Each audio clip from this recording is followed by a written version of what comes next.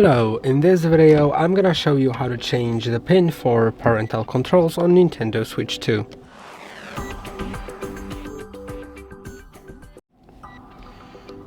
To do it, simply go to the Nintendo Switch Parental Controls app on your phone.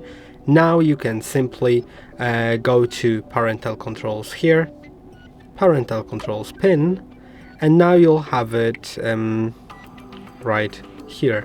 If you want to change it, simply click on change, type in a new one,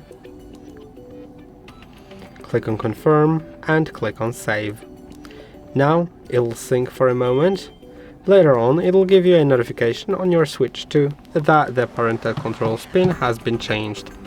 Now I'm gonna show you that it works. Let's click on here, then I'm gonna enter my pin, and it's temporarily turned off because that's what I did.